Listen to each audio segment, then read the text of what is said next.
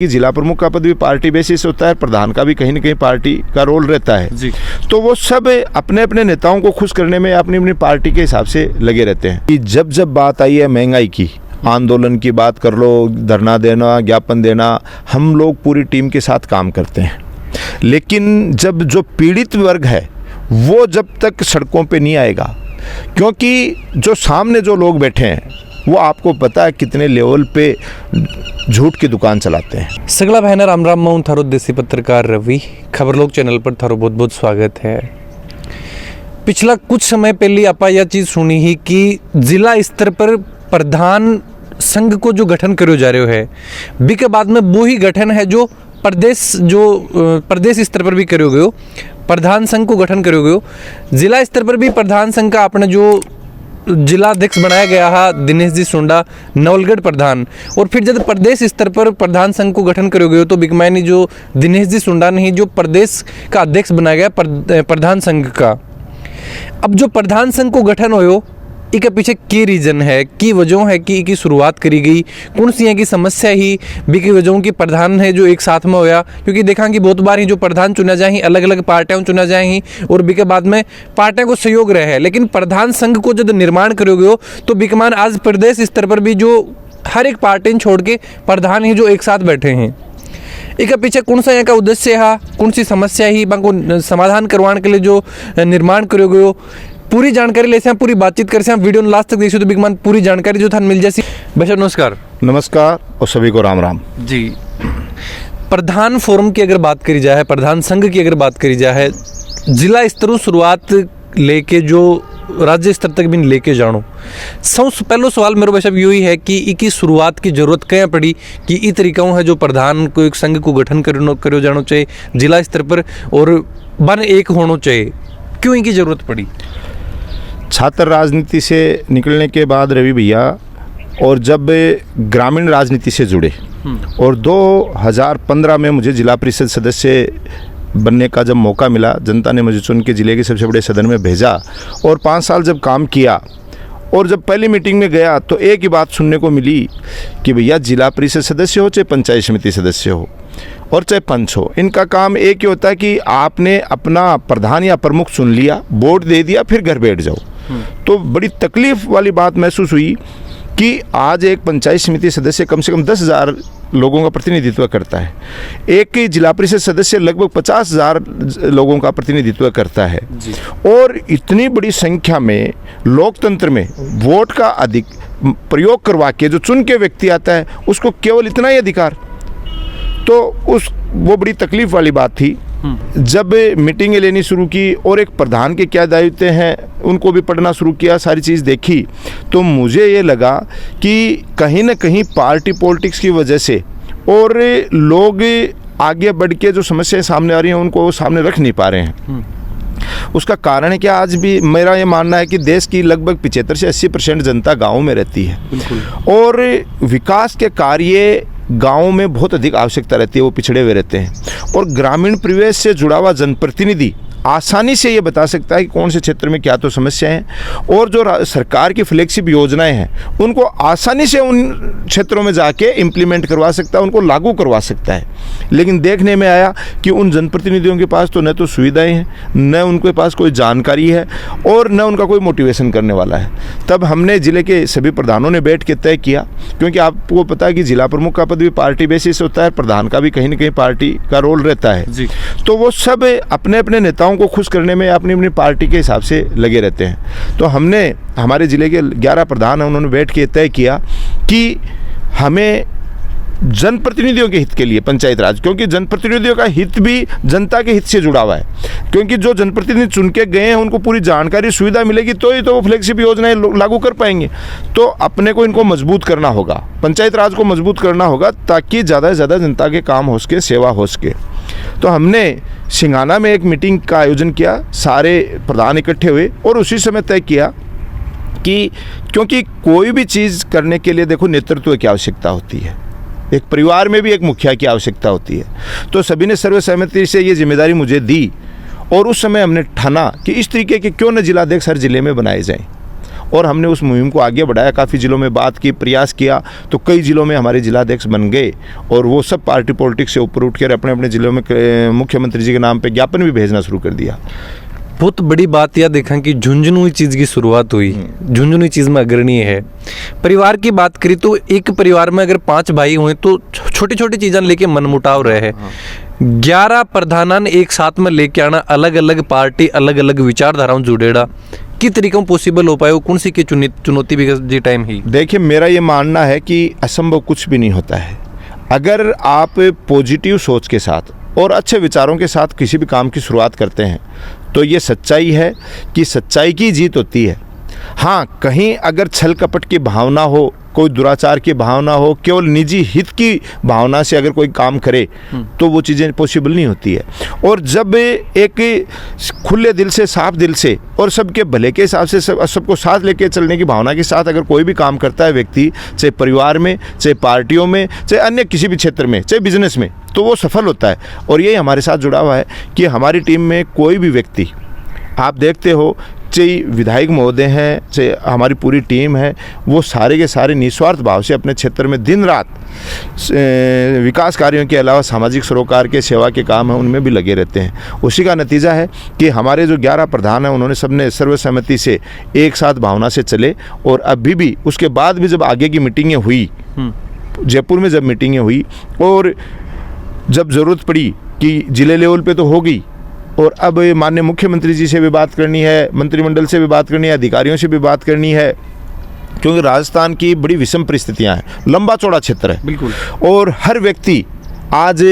बाड़मेर बैठा, जैसलमेर बैठा व्यक्ति हर दिन जयपुर नहीं आ सकता। तो सारी परिस्थितियों को देखते हुए, क्योंकि मैं जयपुर से छात्र राजनीति से निकला हुआ हूँ,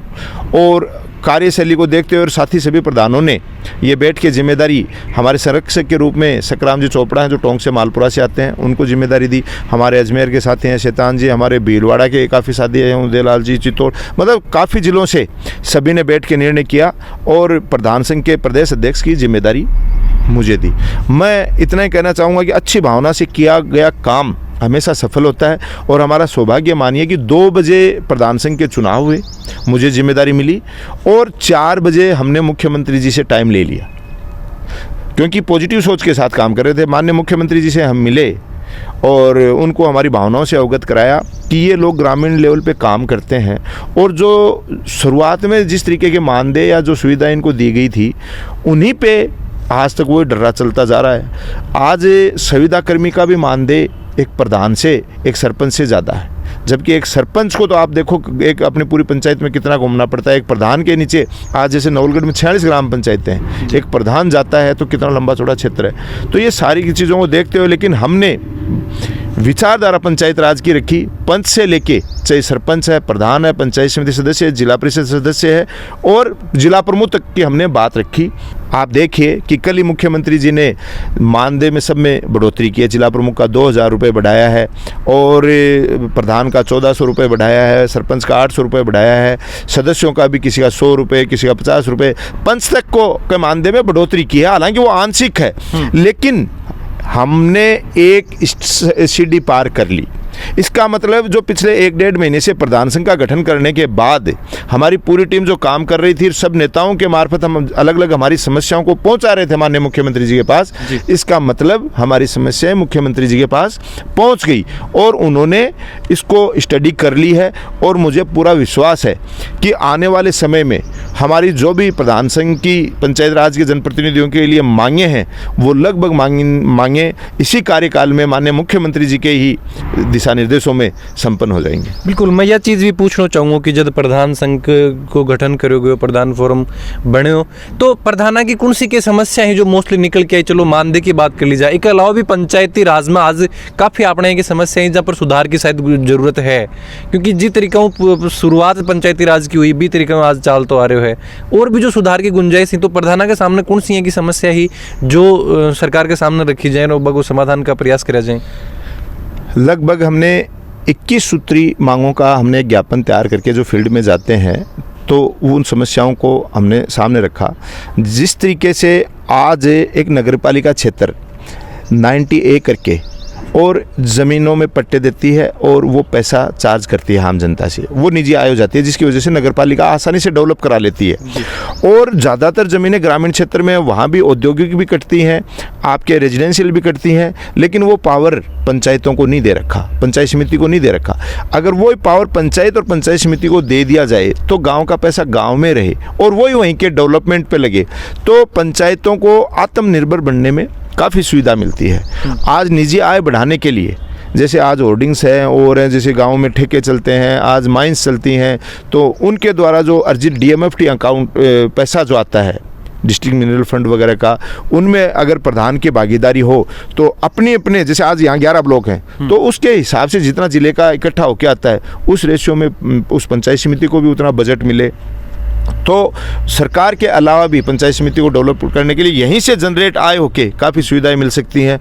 और भी जैसे आज कर्मचारी हैं, जिस तरीके से पुराने टाइम में प्रधानों को काफ़ी पावर होते थे, औचक निरीक्षण में अगर किसी भी प्रकार का कोई कर्मचारी लापरवाही बरतता था तो उसको APO करने का पावर, और अन्य काफ़ी ऐसी चीज़ें हैं जो 21 सूत्री हमने मांग मुख्यमंत्री जी को पहुँचाई है, उन्होंने स्टडी भी की है। और जिन जिन मंत्रियों के पास हमने ये हमारा मांग पत्र पहुँचाया है, क्योंकि ज़्यादातर लोग ग्रामीण राजनीति से निकल के आए हुए लोग होते हैं, उन्होंने हमारी मांगों को जायज़ भी ठहराया है और उन्होंने हमें आश्वस्त किया है कि आने वाले समय में आपकी लगभग मांगें हैं उन पर विचार करके और एक कमेटी का गठन करके इनको दुरुस्त की जाएगी।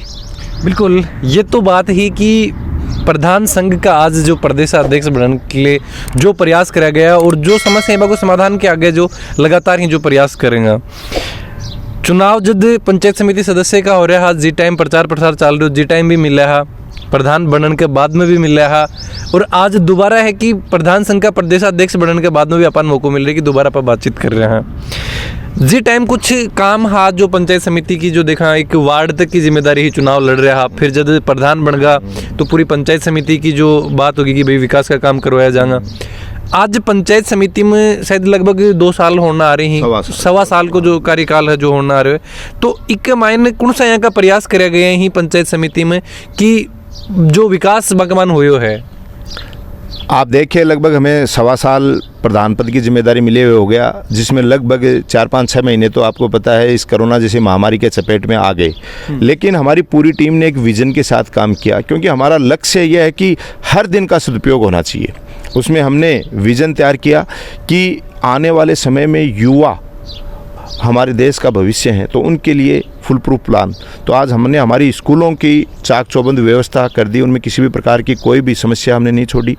हमने खेल ग्राउंड विकास के लिए पूरी टीम लगा दी और काफ़ी खेल ग्राउंड हमने डेवलप कर भी लिए हैं। और आने वाले समय में 2022 में हम प्रत्येक पंचायत में, माननीय विधायक महोदय का भी यही सपना है कि प्रत्येक गाँव में हम एक ओपन जिम लगा रहे हैं बच्चों के खेलने के लिए। और प्रत्येक गाँव का जो मुख्य चौक है, क्योंकि आपको पता है कि गाँव में थोड़ा सा अंधेरा तो ये लोग घरों में चले जाते हैं और एकदम सुनसान सा माहौल हो जाता है, तो हमारा लक्ष्य है कि गांव का मुख्य चौक इतना शानदार डेवलप हो कि ये लगे किसी शहर का चौक हो, जिसमें हमने ऊपर एक हाई मास्क लाइट, नीचे इंटरलॉक शेड वगैरह बनाना, ये एक पूरा प्लान बना रखा है, जिसमें काफ़ी गाँव में हमने कर भी दिया और बचे हुए गाँव में 2022 में हम और कर देंगे। इसके अलावा क्योंकि गाँव में लोग अब ज़्यादातर ढाणियों में बस गए हैं और ज़्यादातर समस्याएं रास्तों की जी और सड़कों की समस्याएं थी, तो जिसमें एक बड़ी ऐतिहासिक घटना आज माननीय विधायक महोदय राजकुमार शर्मा जी के नेतृत्व में लगभग 250 किलोमीटर सड़कें हमारे नवलगढ़ विधानसभा को मिली। तो डामर सड़कें तो मिल रही हैं, जिसमें ज़्यादातर बड़ी सड़कों की समस्या तो ख़त्म हो गई। अब जो कच्चे रास्ते थे उसकी हमने संकल्प ले लिया पंचायत समिति की तरफ से कि जितने भी कटान के रास्ते हैं वो आप हमारे पास लेके आइए और उनमें हम सब में ग्रेवल सड़कें बनवाएंगे। ये हमने प्रशासन गाँव के संग कैंप लगा, उसमें हम गैर घोषणा की, तो उसका नतीजा है कि हमने लगभग इन 2 महीनों में 45 ग्रेवल सड़कें बना चुके हैं और बाकी बची हुई भी आने वाले समय में हम बना देंगे। और इसके अलावा जो आम प्रचलन के रास्ते हैं कटे हुए नहीं हैं, वो भी हम लोगों को मोटिवेट कर रहे हैं जाके कि रास्तों में लड़ाई झगड़ा न करें, इनको भी आम सहमति बना के कटवा लें ताकि आने वाले समय में ये रास्ते कट जाएं। आपको पता है गांव में आज बहुत अच्छा भाईचारा है, सब कुछ है, लेकिन रास्तों को लेके छोटे मोटे झगड़े फसाद की जड़ बनी रहती है, तो ये समस्या भी मूल रूप से हम ख़त्म कर देंगे इस समय। जो प्रशासन गांव के संग अभियान की बात करी जा है, इस दौरान देखा कि बहुत बार पट्टा निर्माण पट्टा बनया भी ही, लेकिन कुछ लोगों का ही जो पट्टा बन भी कौन पाया। और सब बड़ी समस्या एक भ्रष्टाचार और जो दलाल की बात करी जा है, या जो एक बहुत बड़ी समस्या रहे है, इकले भी कोई प्रयास करा जाएगा कि डायरेक्ट लोग आए हैं और जो आपको पट्टो बनवाना है, या फिर और भी अगर कोई भूमि स्थानांतरण वगैरह का काम ही, तो बिकले भी कोई प्रयास करा जाएगा। क्योंकि अभी पिछला कुछ दिनों को देखा तो एक को मामलो बिकमान की तहसीलदार पर ये चीज़ को आरोप है कि तहसीलदार है जो शायद भी चीज़ ने बुरो मान के थोड़ा सा घुमा रहे हैं, तो यहाँ का कोई प्रयास करा जाएगा। मैं तो मेरे ब्लॉक की बता सकता हूँ, 46 ग्राम पंचायतों में ऐसा एक भी प्रकरण नहीं है। कोई प्रकरण आते हैं, मिसअंडरस्टैंडिंग हो जाती है, उनको हम बुला के आसानी से पूरी चीज़ समझते हैं और जो आवेदक है उसको भी समझाते हैं और संतुष्ट करके ही भेजते हैं। न तो हमारे यहाँ कोई भ्रष्टाचार का लेना देना है। आपको पता है जे हमारी नवलगढ़ तहसीलदार पर ये चीज़ का आरोप लगा। देखिए कई बार क्या है, मिसअंडरस्टैंडिंग हो जाती है। मैंने एक शब्द यूज किया, कई बार क्या है कि जो व्यक्ति चाहता है कि मेरे को तो पट्टा मिलना चाहिए,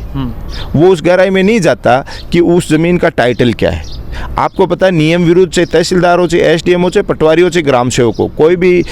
गलत चीज़ नहीं बना के देगा। लेकिन कई बार अति उत्साही लोग होते हैं, वो ये सोचते हैं नहीं मेरा तो बनना ही चाहिए। आरोप तो देखो कोई भी काम करेगा, उस पर आरोप लगना ये अलग चीज़ है, लेकिन आरोप साबित होना अलग बात है। आरोप देखो कोई किसी पे भी लगा सकता है। आज रात दिन मैं मेहनत कर रहा हूँ, मेरे पे भी लग सकते हैं। आप रात दिन सेवा कर रहे हो चैनल के माध्यम से, आप पे भी लग सकते हैं, कोई बड़ा इश्यू नहीं है। लेकिन आरोप साबित होना एक अलग बात है। तो मेरा ये मानना है कि हमारे नवलगढ़ क्षेत्र में इस तरीके का कोई भी प्रकरण नहीं है। अगर कोई है भी तो आपके माध्यम से मैं ये कहना चाहता हूँ कि वो पंचायत समिति में आए और वो चीज़ हमें उपलब्ध कराए, हम उसकी जांच करेंगे। और दोषी कोई भी व्यक्ति है उसको बख्शा नहीं जाएगा। बिल्कुल। और एक और जो आपने जनता, नवलगढ़ जनता को सवाल है कि ये टाइम गर्मी के टाइम पर पहाड़ी एरिया थोड़ा सा आवा है, पीने का पानी की समस्या बठेबा लोगों के रहे, क्योंकि बारिश के टाइम पर तो काफ़ी पानी है, लेकिन इस टाइम पर थोड़ी सी समस्या, या और भी जो कुछ एरिया ही भगवान पानी की समस्या अगर रहे, तो बिकले भी कोई प्रयास करा जाएगा पंचायत समिति की ओर या फिर विधायक की ओर की बठे भी समस्या को समाधान हो। देखिए हम लोग बड़े सौभाग्यशाली हैं, जैसा कि आप हमें ये बता रहे हैं। इसके अलावा हमारे विधायक महोदय हो, हमारी पूरी टीम, हमारे सरपंच साथी हैं, हमारे मेंबर्स हैं, सबको एक एक गांव ढाणी की समस्या का पता है। और मैं मानता हूं कि पहाड़ी क्षेत्र में ज़मीन में कई जगह पानी की समस्या है, वहाँ हम गर्मी की समस्या को देखते अभी से हर साल करते हैं और टैंकरों की सुविधा लागू कर देते हैं। जहाँ पानी की समस्या है गर्मी के मौसम में, टैंकर सुविधा, और उनसे डिमांड ले ली जाती है कि कौन सी ढाणी में कितने टैंकर, सरपंच के माध्यम से और हमारी जो टीम के मेरे सदस्य हैं उनके माध्यम से। और जो ही गर्मी की अब शुरुआत होने लग गई, हमारी टीम सक्रिय हो चुकी है, पीएचटी विभाग के हमारे अधिकारी सक्रिय हो चुके हैं। और जैसे कुओं का मेंटेनेंस है, कई जगह पाइप डालने हैं, वो काम तो रूटीन में चल रहे हैं। और उसके अलावा टैंकरों से सप्लाई भी हमारे द्वारा जारी कर दी जाती है। और आने वाले समय में जो जल जीवन मिशन के तहत हमारी लगभग पंचायतों में काम चल रहा है, आपको पता है अगले आने वाले समय में तो इस तरीके की पानी की टंकियाँ और पाइपलाइन नई बिछाई जा रही हैं कि जब तक धरती में पानी है तब तक क्षेत्र की जनता को एक दिन भी पानी की समस्या से नहीं जूझना पड़ेगा। जी, एक ई टाइम सौ बड़ो मुद्दों अगर कोई चाल रहा है तो महंगाई। कांग्रेस थे भी प्रधान बने हैं और कांग्रेस के द्वारा प्रदर्शन भी करो गयो, और आज प्रदेश प्रधान संघ का थे अध्यक्ष हो, तो कि कुछ महंगाई ने लेके भी प्रधान ही जो कुछ प्रयास करेंगे कि आम जनता ने राहत मिले, क्योंकि पेट्रोल डीजल की रेट, और आज गर्मी के टाइम पर नींबू सौ बड़ी एक ज़रूरत रहे तो 300 रुपये ज़्यादा भी की कीमत हो रही है, तो ये महंगाई ने लेके भी कोई प्रधान को कोई प्रयास करो जाओ। मैं एक चीज़ बताऊं आपको कि प्रधान हो, चाहे विधायक हो, चाहे मंत्री हो, ये सब के सब जनता के द्वारा चुने हुए लोग ही होते हैं, जनता ही ये होते हैं। लेकिन कहीं न कहीं हमारे ऊपर शासन करने वाला व्यक्ति किस विचारधारा का है, ये सोचे समझे बगैर हम लोग निर्णय करके और उस व्यक्ति को सत्ता में पहुंचा देते हैं। आज आप देखिए, अब मैं पार्टी की बात नहीं कर रहा, पूरे राजस्थान में नहीं पूरे हिंदुस्तान में हमारे राजस्थान के मुखिया माननीय मुख्यमंत्री अशोक जी गहलोत को लोग फॉलो कर रहे हैं। उन्होंने इस बजट में भी आपने देखा कि आम आदमी की पीड़ा समझते हुए, चाहे युवा है, चाहे गृहिणी है, चाहे व्यापारी है, चाहे कर्मचारी है, उनकी सबकी पीड़ा को ध्यान में रखते हुए बजट पेश किया और लोगों को राहत प्रदान की। क्योंकि काफ़ी समय से लोग, चाहे नोटबंदी हो, चाहे जीएसटी का मैटर हो, चाहे कोरोना काल हो, लोग भूल गए थे कि कोई उनको रिलीफ देने वाला भी कोई बैठा है। तो अशोक गहलोत जी ने जिस तरीके से रिलीफ दिया, काफ़ी जगह उनको मॉडल के रूप में लोग एक्सेप्ट भी कर रहे हैं। कोरोना महामारी में भी जो प्रबंधन था वो शानदार था, लेकिन फिर भी जब चुनाव आते हैं और जो लोग इन बातों पे चर्चा नहीं करते, आपको सबको पता है कि पिछले दिनों 4-5 राज्यों में चुनाव थे, सबको पता था कि चुनाव है नहीं, ये महंगे डीजल पेट्रोल बढ़ाने, जबकि वास्तविकता में पेट्रोल डीजल की रेटें क्या होनी चाहिए, अन्य चीज़ें क्या होनी चाहिए, ये आज आप और हम तो तय करने वाले लोग नहीं हैं। जो नेशनल लेवल पे बैठे लोग हैं, सत्ताधारी पार्टी के लोग बैठे हैं, उनको ये सोचना चाहिए। लेकिन वहाँ जो लोग बैठे हैं उनको एक ही चीज़ से मतलब है, मैं तो आए दिन पढ़ता हूँ कि इस बार अडानी ग्रुप इतने लेवल पे पहुंचा, वो रिलायंस ग्रुप इतने लेवल पे पहुंचा, विश्व में इतने नंबर पे पैसे वाले लोग हो गए। कभी मैंने ये नहीं सुना कि भारत देश का जो गरीब नागरिक है उसकी निजी आय इतनी बढ़ गई, उसके हमारी रैंक इतनी अच्छी बढ़ गई। वो तो सब चीज़ें गिरती जा रही हैं, कुछ लोग धनाढ्य बनते जा रहे हैं, फिर भी हमारी जनता उन्मादी है। आज जो चुनाव का मोड है, मुझे कहते हुए बड़ी तकलीफ़ हो रही है कि आज विकास के मुद्दे, महंगाई के मुद्दे, रोज़गार के मुद्दे, ये सब गौण हो रखे हैं और केवल अन्य चीज़ों पे जाके लोग बातें कर रहे हैं, जो बहुत ही दुखदायी है और आने वाले समय में इसके रिजल्ट बहुत ही भयानक साबित होने वाले हैं। तो वही अगर बार रिजल्ट आप बचना चाहवा मैं कि आम जनता ने अगर भी चीज़ के लिए बताना चाहवा, क्योंकि कोई टाइम हो जिस टाइम में अगर महंगाई बढ़ती तो हर आदमी है जो आवाज़ उठाने को प्रयास करते हो, लेकिन आज यह चीज़ समस्या देखने मिल रही है कि आम आदमी ये चीज़ ने भूल रहे है कि भाई महंगाई एक सौ बड़ो मुद्दो होना चाहिए, तो वो आज बिल्कुल भी अपन देखने को नहीं मिल रहा है। तो इकले कोई प्रयास अगर करा जाए तो देखिए, आज मैं कांग्रेस पार्टी की तरफ से एक प्रधान के रूप में काम कर रहा हूं, लेकिन मैं एक चीज़ बताऊं आपको कि जब बात आई है महंगाई की, आंदोलन की बात कर लो, धरना देना, ज्ञापन देना, हम लोग पूरी टीम के साथ काम करते हैं। लेकिन जब जो पीड़ित वर्ग है वो जब तक सड़कों पे नहीं आएगा, क्योंकि जो सामने जो लोग बैठे हैं वो आपको पता है कितने लेवल पे झूठ की दुकान चलाते हैं, और झूठ की दुकान चलाने में मैं किसी पे आरोप नहीं लगा रहा, जो सच्चाई जो चीज़ें हैं आज कहीं ना कहीं मीडिया भी गुम रहा है। अगर वो चीज़ मीडिया दिखाए करे, आज ये लोग छोटा सा काम करते हैं उनको किलोमीटरों में दिखा देते हैं, 100 मीटर के काम को किलोमीटरों में, और विरोध करने वाले किलोमीटरों में काम करते हैं उनको ये इंचों में दिखाते हैं। और ये चीज़ देखो, आज जो पढ़े लिखे लोग हैं उनको समझने की आवश्यकता है। अगर पढ़े लिखे लोग आज शांत रहेंगे, चुपचाप रहेंगे, तो आने वाले समय में हमारी पीढ़ियों को और हमारे पूरे देश के जो आम नागरिक हैं उनको भुगतनी पड़ेगी। बहुत बहुत धन्यवाद भाई साहब समय देने के लिए। बहुत बहुत राम राम, सभी को ढेर सारी शुभकामनाएं। जी बहुत अभी बात करिए आप अपने जो प्रदेश प्रधान संघ जो प्रदेशाध्यक्ष दिनेश जी सुंडा और नवलगढ़ जो प्रधान ही आपने काफ़ी मुद्दा ही पर आप बातचीत करी है, चर्चा करी है कि के नवाचार है जो लगातार आपके द्वारा करो जा रहे है। वीडियो के बारे में थारा जो भी विचार हैं जरूर थे कमेंट बॉक्स में लिख के बताओ। थारे भी आसपास में अगर कोई भी समस्या है जरूर बताओ, ताकि आप प्रधाना तक वह चीज़ पहुँचा सका और मैं को समाधान करवाने का ही जो प्रयास आप कर सका। जय झुंझुनू, जय राजस्थान, जय हिंद।